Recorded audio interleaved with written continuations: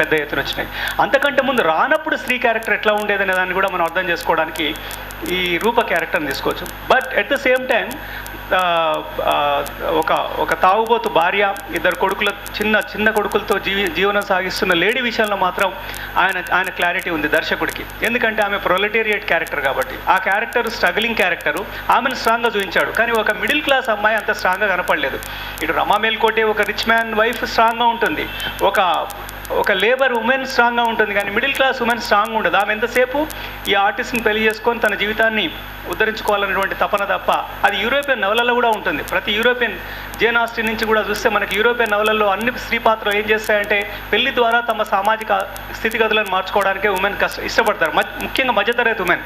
అందుకే మధ్యతరగతి ఉమెన్కి సాధనం ఏంటంటే పెళ్లి. భర్త ఆమెకి ఒక సోషల్ వెహికల్, తనున్న స్థితి నుంచి ఉన్నత స్థితికి పోవడం కోసం భర్త తప్ప ఇంకొక మార్గం ఉండదు. వాళ్ళే పనిచేసి వ్యాపారాలు చేసి సంపాదించుకోవాలన్న ఆలోచన మన భారతదేశంలోని మధ్యతరగతి స్త్రీలకు లేదు.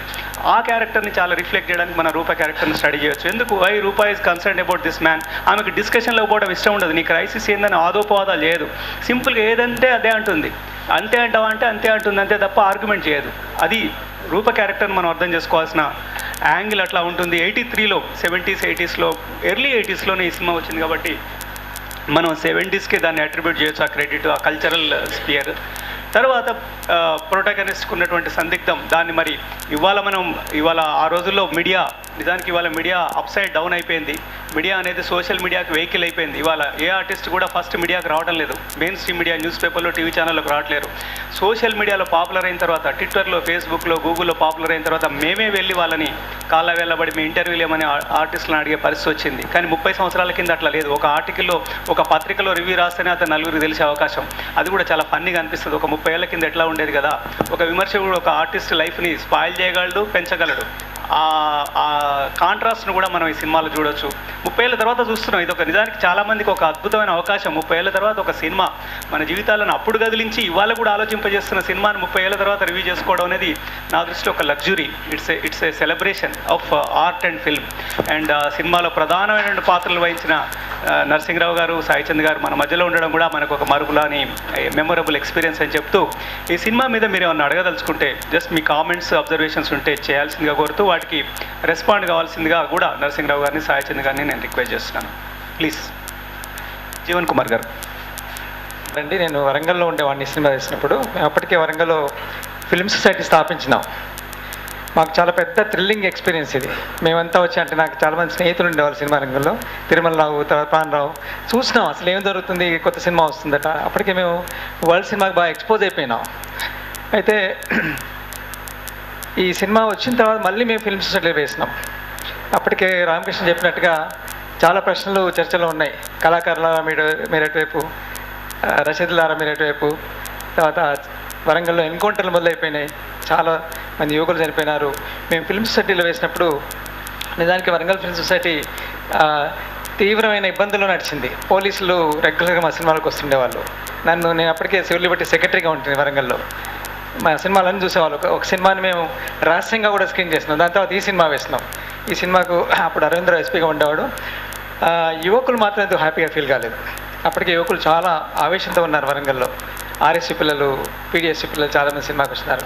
వాళ్ళంతా ఏంది సినిమాలో ఛాయ్ తాగడం, సిగరెట్ తాగడం తప్ప వేరే ఏం లేదే అంటే విమర్శ కాదు, నేను అబ్జర్వేషన్ చెప్తున్నాను. మామూలు ప్రొలెటేరియట్ క్లాస్ అంటే మామూలు కార్యక్రమం కూడా వాళ్ళు కూడా అన్నారు సినిమాలో ఏమి డైలాగులు మెల్లగా ఉన్నాయి, తర్వాత డైలాగులే లేవు అనే ఒక విమర్శ అంటే ఆబ్జర్వేషన్, విమర్శ కాదు. కానీ ఆర్టిస్ట్లో వచ్చిన సంఘర్షణ ఆ రోజుల్లో తప్పకుండా ఈ సంఘర్షణ ఉంది బయట. అప్పటికే జగిత్యాల జైత్యాత్ర జరిగింది, పెద్ద బ్రహ్మాండమైన జైత్యాత్ర జరిగింది. నక్సలైట్ మూవ్మెంట్ చుట్టుకుంటూ పట్టణాలకు వచ్చేసింది. అప్పుడు ఆ చిత్రించిన టైంలో పట్టాంచెరు, సునాథ్ ఆ ప్రాంతాల్లో కూడా కాన్ఫ్లిక్ట్స్ మేము చూసినాం. మేము వరంగల్లో ఉండేవాళ్ళం కానీ వస్తుండే వాళ్ళం. అట్లాగే ఓల్డ్ సిటీలో అల్లర్లు కూడా ఒకటి జరిగినాయి. ఇవన్నీ అంటే వీటన్నిటి సంఘర్షణ మనకు ఆర్టిస్ట్లో బాగా కనబడుతుంది. డైలాగులు లేకున్నా కూడా సినిమాలో ఒక మనిషిలో ఉండే సంఘర్షణ. నేను ఇటువంటి సినిమా ఇదివరకు ఒకటి చూస్తున్నాను, భవిష్యత్తు కూడా చూస్తున్నారు. ఋత్విక్ సినిమా, ఋత్విక్ పొడుగ్గా ఉంటుంది, టైటిల్ నాకు గుర్తులేదు. అట్లా ఒక ఇటాలియన్ సినిమా కూడా చూస్తున్నాను నేను. ఇటాలియన్ సినిమా కూడా అట్లాగే ఒక ఆర్టిస్టు ఇటలీలో విప్లవం వస్తుంది, ఆయన ఏం చేయలేకపోతాడు, అన్ని మతపరమైన బొమ్మలు వేస్తుంటాడు. చివరికి క్రైస్ట్ని ఆర్మీ బాగా వచ్చే గ్రామాలని మీట బాగా దౌర్జన్యం చేస్తుంది. ఆయన ఏం తోచలేక యేసుక్రీస్తుని ఉరి తీసినట్టుగా ఒక సినిమా ఇస్తారు, అంటే ఒక బొమ్మ ఇస్తాడు, దాంతో ఆయన లిబరేట్ అయిపోతారు. సరిగ్గా బహుశా నరసింహరావు గారు చూసినారు లేదు, నేను ఆ సినిమా చూశాను, నాకు పేరు గుర్తు రావడం లేదు. ఒక ఇటాలియన్ మూవీ ఇది. అంటే అప్పటికి ప్రజల్లో ఈ ఆర్ట్ సినిమాలు చూసే అలవాటు లేదు, సామాజిక సినిమాలు చూస్తున్నారు, బిఎన్ తీసే సినిమాలు, అట్లాగే హిందీలో రకరకాల సినిమా. కానీ ఆర్ట్ సినిమా మొదటిది కొంత ఇబ్బంది అనిపించింది మాకు. అంటే కొంత చైతన్యం ఉండి కొంత సినిమా హిస్టరీ తెలుసు మాకు, కానీ మామూలు ప్రజలు పెద్దగా అప్రిషియేట్ చేయరు. మా వరంగల్ సంగతి చెప్తున్నాను, ఎందుకంటే అప్పటికి మూమెంట్ చాలా ఉధృతంగా ఉంది. నేను అన్నట్టుగా కొంత లూజ్ కామెంట్స్ కూడా వచ్చినాయి. ఓకే, ఛాయ్ తాగడం, సిగరెట్ తాగడం, ఆయన విప్లవంలోకి రావాలి కదా, ఇంత పరిస్థితిలో ఉంటే ఆయన ఊరికి పోయి గోల్కొండ అక్కడ కూర్చొని బ్రాండీ బట్టలు పెట్టుకుని కూర్చుండు, అది కాదు కదా అని మమ్మల్ని ప్రశ్నించినారు. ఇది కాబట్టి దానికి ఇదొక అద్భుతమైన కళాఖండం. తప్పకుండా తెలుగు సినిమా చరిత్రలో భద్రంగా ఉంటుంది, మన హృదయాల్లో భద్రంగా ఉంటుంది. వీడు జీవన్ కుమార్. మేము చెప్పే ప్రయత్నం చేసినాం, ఎందుకంటే రియాలిటీ డిఫరెంట్గా ఉంది. కాలేజీలో నేను మా ఆర్ఎస్కు నేను అడ్వైజర్గా ఉంటుంది. మా కాలేజీలో పెద్ద స్ట్రాంగ్ యూనియన్. కాలేజీలో క్లాస్ రూమ్లో పడి పోలీసులు లాక్కపోతున్నారు, చాలా భయంకర, నా కళ్ళ ముందు తీసుకెళ్ళి డిసపేర్ చేస్తున్నారు. చాలా భయంకర నిర్బంధం వరంగల్లో. ఆ నిర్బంధం మీ సినిమా వేస్తే వాళ్ళు యూత్ అప్రిషియేట్ చేయలేదు. అంటే ఇది కామెంట్ కాదు, అంటే నేను ఐఎమ్ నాట్ క్రిటిసైజింగ్. అంటే వాళ్ళు ఆర్టిస్టు మరి అప్పటికే ప్రశ్నలు రామకృష్ణ చెప్పినట్టుగా ప్రశ్నలు వచ్చేసినాయి. కళాకారుల మీ ఎటువైపు, విశాఖపట్నంలో సిసి శశపడితిలో రచయితలారా మీరు ఎటువైపు అనే ప్రశ్నలు వచ్చినాయి.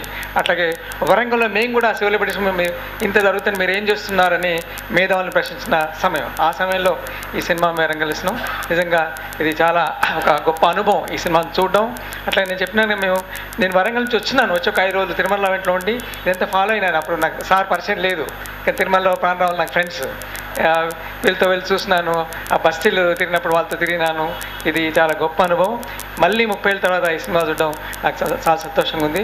ముఖ్యంగా ఈ సినిమా తీసిన నరసింహరావు గారు తెలంగాణ వాడు కావడం, అట్లాగే తెలంగాణ కలిసిన పూర్తిగా దీంట్లో చూపెట్టడం చాలా గొప్ప అనుభవంగా నేను అనుకుంటున్నాను.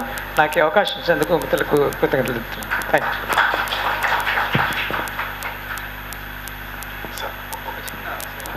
Truly said that art is a gift, artist is gifted, and Mr. Narsing Rao is a rare gift of nature to all of us. It has been my good fortune to know him for a long time, and if I remember correctly, I have his cassettes of Rangula Kala. He is a personification of dedication, devotion, determination, discipline, relentless pursuit, commitment, and being focused in his photographic line. He has always portrayed something. Now, Rangula Kala was made in 1983, if I am correct. It is a very sensitive portrayal of realities of life, of every facet of human emotion. Even today, it is very relevant. Even today, this is very relevant. That's the beauty of a picture that has everlasting impression and everlasting appeal to the common man. It is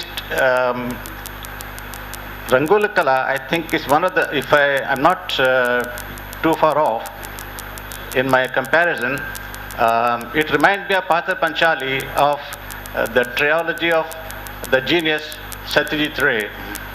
He really portrayed very sensitively the realities of life. The beauty of these pictures of Narsing Rao Sahab is you are attracted, then you get absorbed, then you get assimilated and become part of the vision. Last time when I showed movie about Hyderabad, I could feel myself as part of the crowd moving around all the familiar places. And today also, I felt I'm just living in that village, experiencing the life. It is really unfortunate that after so many years of independence, millions in India are still having living death. That is the greatest tragedy I feel. And I think Mr. Narsing Rao has to be congratulated for his absolutely superb presentation. And I have always requested him, I can request on the podium now, that if I can have a CD of his Rangula Kala, of which he gave me the cassette long time ago. Thank you for a kind opportunity.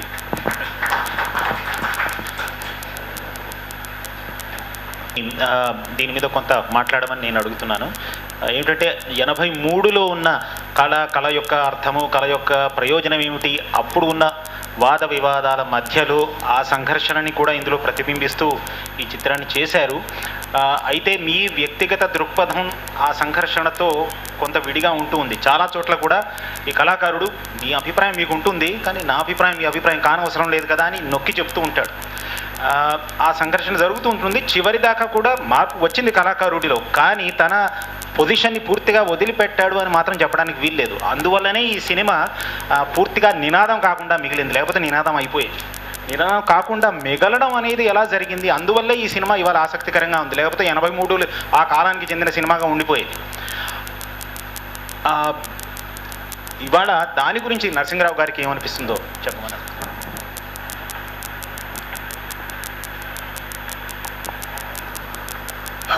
If I look at back, 3 decades rolled the time. We assess actually 25 years, one generation. Yeah, if at all, if you. 15 now. Yeah, if at all, if say that one generation is 25 years, it is a little bit more than a generation. We are watching the film after 3 decades, and now you watch it films or any form of art, the society today here, you'll find a lot of changes because cinema industry came here in Hyderabad, settled here after 96, practically settled. So after that you can see many trends. After 96, maybe this is 4 years, 10 years, 12 years, around 18 years. Within 18 years, you'll see a lot of changes in film industry. I'm telling about the films, subject matter wise, technique wise, money making wise, business. There are a lot of changes. You see changes every day. And after all, after 96, this idiot box entered the human life. Of course, before it was there, that only one channel was there, Doordarshan. After mid 90s, many channels like Z channels, Star channel, that, and this. Now you may have 101 channels now. The difference between cinema and television, basically, cinema, you sit in the theater, lights are off, you are totally in the dark, and you have a big screen there which focuses the images, tells the story. If at all my head is shown there on the screen in a close-up, it will be enlarged not less than 200 times from the live image, whatever the proportions of the head I have physically, that will be shown 200 times increased image. The impact of cinema is so great because of that. When Griffith shown the close-up in the film in 1910, people in the world afraid. They thought that the image is directly coming on them, then they shocked. That was the impression when W.O. Griffith made his films like Intolerance and Birth of a Nation and all that. So you can see the gradual development of the cinema. And when I made this film, I was exposed to international cinema in Chennai International Film Festival. At that point of time we used to call Madras. In 1978, before proceeding for the shoot of Ma Bhumi, I was just exposed, if at all you will get a boy from the village and just leave him in IMAX theater, what happens to him? It is a totally unknown world. I was exposed to Indian cinema, I was exposed to Sachitri cinema, or Mrinal Sen or Ritvik Karsha Mengal. Only to this extent. Some of the foreign films, of course. But when I watched films in 1978 in Chennai International Film Festivals, daily 5 or 6 films we used to watch. and the great writer Arudra also used to with us. He used to also watch films. So in that particular festival, I watched at least 40-50 films. And Gautam Ghosh and myself, we watched the films without delegate card. We are not that popular at that point of time. There was a lot of influence on me of international cinema, especially European cinema. European cinema is so radical, so revolutionary in form, even in content. And when I started working with Gautam Ghosh for the first film, till that point of time I was only a theatrical personality. I was a painter, photographer, writer, music enthusiast, and also used to do theater and acting, but not cinema. And when I started working with him, giving my inputs into the film of Mabhumi about life of Telangana and dialect, attire, and camouflage, the atmosphere around, then he took advantage of my knowledge of Telangana life, and he gave the inputs of filmmaking to me, because I learned basic filmmaking while I was working with Mabhumi. Practical, how it goes and all that. But after completing the film, I was knowing basics of the film, but I did not have enough understanding to make a film. After that, I went to archive. I went to Film Institute for my study purpose. I went to Calcutta Festival. I attended another 3-4 festivals. Also studied some books, translated many books from English to Telugu about film script writing, film editing, film direction, history of Hollywood cinema, history of Indian cinema, whatnot. Because not me, my group of writers who are working in the script. But before making the film, we are doing all this. And people used to ask us that whether you want to make a film or you want to study filmmaking. So because I had to also study filmmaking, and I didn't know about the lenses much. I asked Gautam Ghosh. He explained. I did not understand.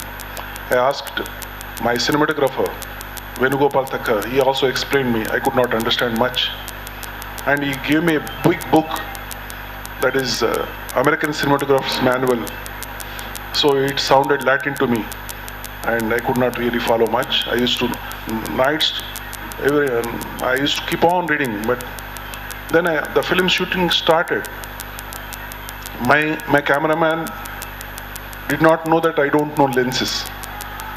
I started with the scene number 22. That scene is not there in the film. So I used to observe him. I used to ask him that here is the camera and that is your subject. You have to take the close-up of the subject. And he used to call his assistant and 75 lagao, 75 lens. I used to see that this is the camera here and there is subject. He wanted to take the close-up. So with 75 lens, I registered in my mind. After 8 or 10 days, I started asking for the lenses. So that how I learned. And while grading the film, because I also painter, I'm also a painter, and studied in fine arts college for 5 years. And Venugopal Thakkar graded 2 or 3 reels, and he went somewhere. And he'll come after some time. I was sitting idle with the grader, and after 10-15 minutes I told that you start, I'll grade. Sir, the cameraman has to do that job. This is not, our job. And no, don't forget about it. You start running the role. I graded 5 reels, 4 or 5 reels. And by the time cinematographer came, he wanted to continue the job. He loaded around 8th or 9th reel. But he told me that I just did only 2 or 3 reels. And no, sir did. I was astonished, about to faint. How come this man grades the film? So my problem was not only in films, in painting, in photography, in poetry writing, in acting, in music, everything I learned myself. I did not had any teacher. Only in painting also I did not learn much in the class. Only in the library line I learned painting. Because 2 years I was sitting only in the library to just see the books and reproductions of the national, international master painters. So if at all, if you throw somebody in the water, he does not know the swimming. If he doesn't swim, he will die. That was my situation. In every art, I was jumping in the water, I don't know the swimming. If I don't move my legs and hands, I'll die. I learned it. Everywhere I came out. That's why you could able to see me physically here today. So it happened like that, and there are lot of influences of Western cinema was there when I was making this film. And you can see the cutting also. There are jump cuts. They are in editing also. There are a few different cuts. You have the swish pans. You have you have zoom shots. You have slow zoom shots and reverse zoom, and you have pan shots. You have tracking shots, and you have Swiss pan shots. Because I studied in the theory, because I did not learn from Mahbumi that one. So when that camera moves from that Murali and Ravi, when they are arguing, it's called Swiss pan, when just panning very rapidly. That never happened in Mahbumi.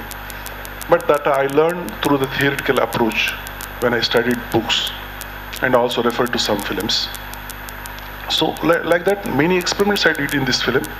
It is my diploma film kind of thing. If I learn filmmaking, if I was supposed to appear for the examination to pass and the examination to become a filmmaker, I had to make my diploma film. This is my diploma film kind of thing.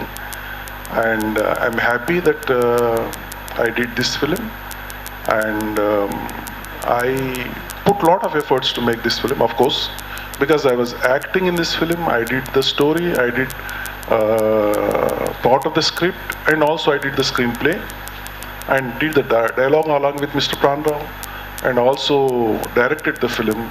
And I was a co-music director, because there was one person called Janardhan, Sitar Janardhan. He was a disciple of Ravi Shankar, Pandit Ravi Shankar, and I took him as a co-music director. But all the motifs I composed, or the music motifs I composed, instrumental things he recorded. Only through instrument he recorded those kind of ragas. But whatever the theme music, love theme music, counter love theme music, and many theme musics are there. So all those things I composed myself. I took little from Western, little from Indian, little from folk. This is the culmination of everything. But when I started making other films, I did not do this. In City, I was completely in classical. In Mahbumi, Dasi, I was classical. In Mauru, I was completely folk. In Matti Manishula, I was completely folk. And in Akriti, it was classical. Of course, it's Doon Pahadi Raga, but in classical. And in Harivillu, again, it's mixed. So this is one film, you will have a very typical music, very attractive music in this film, background score. So I had taken from Indian, popular, and folk, classical, Western. So all these things I mixed and did this music for this film. Of course, my friend, I don't know whether he's alive or not, Mr. Janardhan. Is there? So he was with me to support me. He was my co-music director. And there was one very good flutist at that point of time in the industry, Chennai film industry, called B.Narsing. No, music, flutist. So he's a very good at flute, and also he's a very good conductor. He conducted the entire music for me. For Mahbumi, one Mr. Gopalam, B. Gopalam conducted for Mahbumi, for Gautam Ghosh. For me, B.Narsing conducted the music. And for my other films, including Mahbumi songs, is conducted by Manoj Kumar, who is no more. You remember, Sai? Manoj Kumar. He was very talented. He was a son of Ramanujan, great violinist, and is no more. And for my recent film, Harivillu, I took as my conductor Guru Prasad. So it's a journey because Jeevan was telling is true. Because the political movement was in, the turmoil was so much as my friend senior journalist Ramakrishna explained, the situation was quite different at that point of time. And Mabhumi already made, it was a #1 political film. And after making Mabhumi from the same producers, when you make Harivillu, Rangula Kala, and people thought that what is this, because he's smoking cigarettes and he's taking I don't know, kind of a scotch to somewhere to have a drink and all that, and also he's keep on sitting in restaurants and consuming cups of Irani chai and all that. This is what happens in the life of artists. This will not happen with the life of Ramaya in Mabhumi. Ramaya was living in Mabhumi in a village. It's a different atmosphere altogether. But this is the life of artists. When I doing research for this film, we are staying in that Manjira hotel in Kachigura. And we invited all the artists to our hotel. We offered them drink, whether beer or whiskey, whatever. So I have the proof with me with all photographs when they are at drink. So if somebody tells that, how come this man dare enough to take the whiskey? Because that is what happens in the life of the, but we are not prepared to accept it because we see the world from our politics. So world will not run through from our point of view. World runs its own point of view. Society behaves from its own manifestation. But political activist, what he thinks that the world has to run from his point of view. It never happens. So when you go organize workers in the trade union, most of the people they drink. They consume liquor, kallu or tadi or arak, something like that. So when you discard it, you have to discard entire Singareni colonies there. Because when I've been there, Singareni there in Godavarkani in a midsummer for the film society function. So it was horrible situation because it's a midsummer, so dust was just coming like a flame kind of thing. And when I saw the market, so we had to search for the ration shop, but there are plenty of wine shops. Plenty of wine shops are, you can see them, but if you want to buy rice, you have to search for it. So that was the situation in Godavarkani when I went there, maybe 20 years back, 18 or 20 years back. So here I took the subject of an artist, modern artist. I to go realistically that what really transpires in the life of the artist and his surroundings and all that. And as Ramakrishna mentioned that about Sarla is a doll character kind of thing. It was like that. The problem was his and he's not bothered. But today, husbands are bothered about the wives. Wives, they bother about the husbands. They ask that, how are you and all that. So he asked that, where is my breakfast? Where is my lunch? Where is my dinner? You are not bothered about me. How can I work? And where are my shoes? Where are my socks?